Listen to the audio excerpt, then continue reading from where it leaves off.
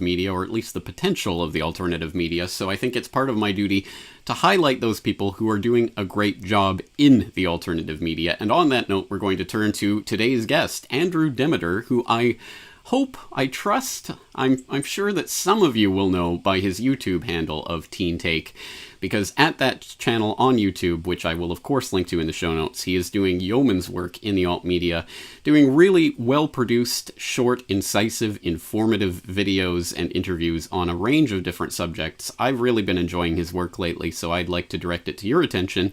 Andrew Demeter, thank you so much for coming on the Corbett Report.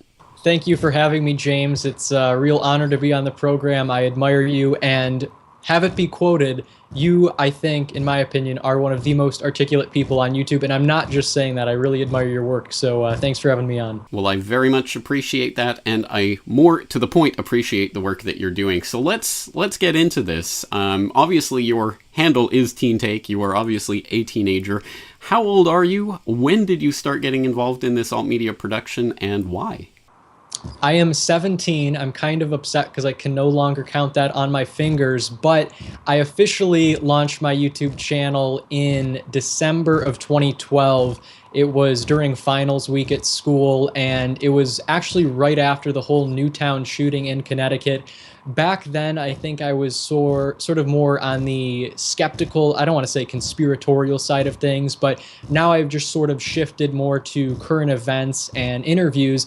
But to answer your question of how specifically I got started, I previously had a YouTube channel about technology, video game reviews, stuff like that, which looking back is just kind of pointless. Not to say that there's not a place for it, but I just sort of was really interested in aspects of storytelling and video production, editing especially, and that's where I just uploaded content, and I really loved that idea of getting feedback from people all over the world, and it was just so empowering to me. And then secondly, the reason I started YouTube was to serve as a time capsule of sorts, because I loved just in the past looking back and rewatching old family movies on mini DV tapes and stuff like that, and I just found it so entertaining. So I wanted to catalog sort of my opinions and beliefs at this stage in my life to further down the road look back and reflect on. You know, that's an interesting point, and one that I don't really reflect on in my own work, but you certainly can go back through my early podcasts to today and look at the development that I've gone through in terms of just the knowledge and wisdom and experience and all of that. So it really is actually interesting from that perspective, although I don't often think about it. So you had some sort of channel before this point, so you weren't exactly new to video production when you started this then. Correct. Like I said, I think it was in like 6th grade, I'd say I really got involved in video production. And that's, like you said in the intro, why my content tends to be more high quality. And no, it's not only because I spend a ridiculous amount of money per video on stock footage and other visual elements that make it more aesthetic, but like I said, I just loved the elements of storytelling in video production, and at school now even, I am sort of the go-to guy along with one of my good friends for when, for example, a club needs a promotional video to be made, or even the school administration. So it's just really enjoyable to me in that respect as well. Well, that absolutely shows through in your work, and obviously your videos are slicker and better produced than mine, so my hat's off to you for the work that you do and put into that, and the time and effort and money and all of the stuff that goes into it. Trust me, I know that in order to produce something well, it really does take a lot of work. Well, let's talk about your sort of positioning here. Obviously, your handle is Teen Take. A lot of people will know you from that perspective. The fact that you are a teenager who's doing this is something of a novelty, because unfortunately there aren't a lot of people of your age who are quite so active in getting out there producing media in this realm. Obviously, talking about video games or that kind of thing, much more common. Do you think this is an advantage or a disadvantage when it comes to getting people to take your work seriously? I think it's both, put simply, because, for example, a lot of times, as far as a disadvantage, when I reach out to people like celebrities sometimes, and even just other people in the alternative media scene, they tend to, like you implied, not take me seriously because they just think I'm a teenager, which anymore now at the bottom of my emails that I write when I sign my name, I also hyperlink my name's text to my Wikipedia page in hopes that that will somehow give me some fantastical credibility to them and actually have them consider me. But so in that respect, I'm not taken seriously a lot, and that's sort of a disadvantage. But in other ways, it really is an advantage because my most popular video on YouTube, me confronting former Speaker of the House Nancy Pelosi, the only reason why I had that opportunity was not because I was an adult, but because C-SPAN hosted a documentary competition specifically targeted for teenagers and high school students. So without being just by virtue of my age, I wouldn't have had that opportunity as well as a host of others. And then again, you sort of have mixed responses. Last, or a couple months before school let out, actually, I went to a speech that President Obama was giving in Cleveland, and I somehow miraculously, again, being in alternative media, managed to get in as a member of the press in the White House press corps. I was at least credentialed by the White House. So sometimes you get those mixed responses where you're like, I don't know why they did this, but it managed to work. So I'd say overall age would be an advantage, and it's just getting exposed to all this information at a young age helps you further down the line, I suppose. And also, to your point about me being a quote-unquote novelty, I am really happy to see some other teenagers taking up this task. And by no means am I saying I'm the first person to ever do political commentary as a teenager, but people like C.J. Pearson, he's a 12-year-old from Georgia. People like Rachel Parent, she's 15 or 16, I believe, in Toronto, Canada. And Daniel Bissonnette, he's another GMO activist like Rachel in Canada. So, and he's like 9 years old, I think, giving speeches that I could not even dream of giving. So it's really inspiring. And through the power of the internet, this has made it all possible. The advent of the internet, decentralizing this information, has made it possible for everyone of all ages to get involved and fight the good fight. That's absolutely right. It's something I talk about a lot, and it's good to see it. I mean, really see it happening with people like yourself and the others that you mention. And this is an interesting, again, it's an interesting phenomenon because it's not so widespread at this point to have someone who's dedicated to sort of political commentary, news, and information at such a relatively young age. What kind of feedback have you had from family and friends and your school and places like that about the work that you're doing? I'd say overwhelmingly, at least among my peers, the response is sort of apathetic, as you would expect with teenagers.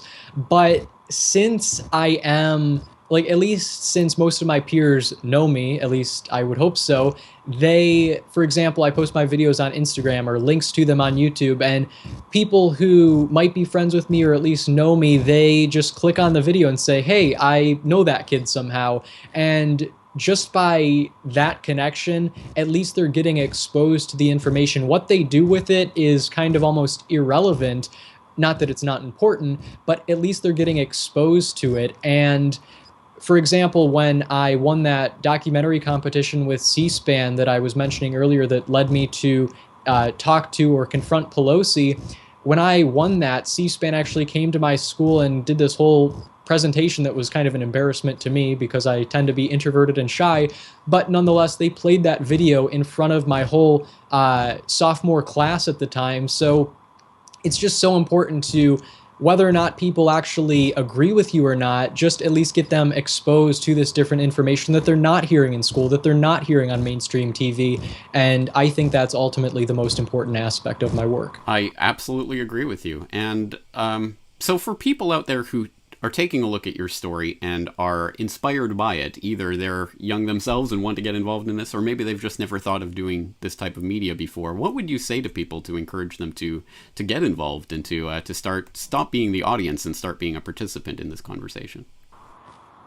Above all else, I would say persistence is key. I cannot tell you how many times persistence has paid off. And it sounds corny just to say that, but it's so true. For example, going back to when I managed to miraculously get into the Obama event where he was giving a speech in Cleveland, I tried to, when I initially saw the announcement, it was on Twitter, and I was like, oh my gosh, this is my chance to ask President Obama a question about drone strikes, and all these ridiculous thoughts went through my head that I wanted to pursue.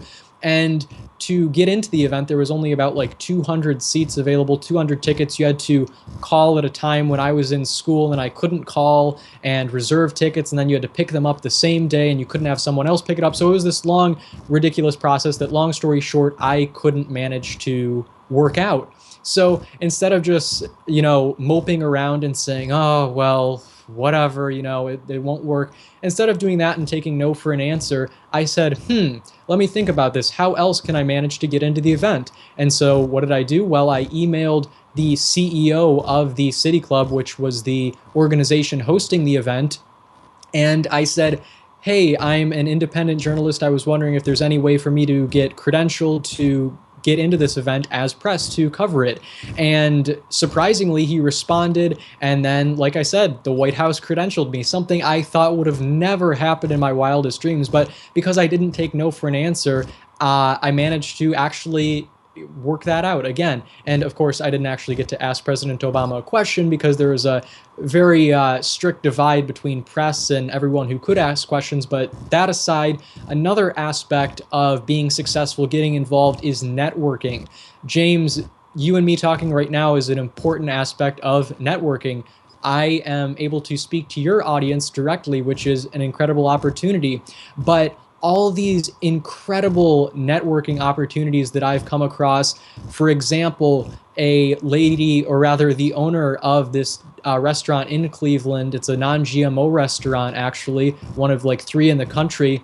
And when I was there, I met with, or I arranged the interview through the owner's publicist. And then that publicist actually this week is getting me into 2 separate events where I will meet Robin O'Brien, who's an author and GMO activist, or anti-GMO activist, as well as Senator Marco Rubio, and lastly, Congressman Tim Ryan of Ohio. So just by interviewing someone, I managed to get into all these other connections, and I just really can't stress that enough. Networking in addition to persistence. Absolutely. I can relate to that, because one of the greatest things for me when I started doing this was, hey, now I have an excuse to actually email these people that I'm listening to or reading and have a conversation with them. And it really is an amazing part of an aspect of all of this. All right. Well, there's a lot more that can be said, but perhaps we should just leave people to start exploring your work for themselves. Once again, I wouldn't be highlighting it if it wasn't interesting and valuable for me in the research that I do. For example, I will direct people specifically to a recent video you posted on anti-NSA activists spying on NYC residents, talking about wearealwayslistening.com taking some extra legal means to spy on people and make it available on the internet to show people this is what the NSA is doing. Why are you comfortable with the NSA doing it but uncomfortable with us doing it? I think that was an interesting idea, and you were the first person I heard talking about it. That's how I found out about that. So it's a valuable channel as a resource for me. We'll of course also link to the Nancy Pelosi confrontation that you are probably best known for at this point. Any other videos that you've done that you think you'd like to highlight for the audience? I would say check out my video. It's called Teen Stopped by Secret Service for Asking Obama a Question, or something like that. That's the video where I was at the speech Obama was giving, and I guess the title admittedly is a bit sensationalistic because Secret Service didn't technically stop me, but it's an interesting video, so check that out, all these runarounds I had to go through. And other than that, look out next weekend, next Saturday. I post every Saturday at 12 p.m. Eastern Standard Time. I'll have an interview up with Dr. Vandana Shiva. She's an Indian activist based in New Delhi, and she's all about seed saving, and she's a GMO activist and author, world-renowned speaker, so that'll be up next Saturday. You can also look out for that. I am turning a bit green with envy at the moment. I have been attempting to interview her for years and never been able to connect with her. So there you go. Persistence pays off. I should have persisted a little bit more in that. Well, I'm very much looking forward to that interview. I'm sure it will be an interesting one. And once again, Andrew Demeter, aka Teen Take. The only question I have left for you is, what are you going to do in 3 years' time? Are you going to become 20-something Take? That is a great question. It's one, probably the most frequent question I'm asked. What happens after you turn 19 and you're no longer a teen? What's going to happen? And to that I say, I don't know, time will tell, but I'm not concerned about the brand so much as I am the message. So that's important. And in closing, James, I'd like to just thank you again for having me on. And in your words, to paraphrase them sort of, we need to become the media and not just repeat what has already been done and follow the news cycle. We need to create our own. Well, I agree with that, and actually I think that traces back to Jello Biafra, but I will take credit for it anyway. All right, Andrew Demeter, thank you so much for being on today, and I hope people check out Teen Take. Thanks for your time. Thank you. It's been a pleasure. The Corbett Report is brought to you by the Corbett Report subscriber, a weekly newsletter featuring James Corbett's International Forecaster editorial, recommended reading and viewing, discounts on Corbett Report DVDs, and once a month, a subscriber-only video.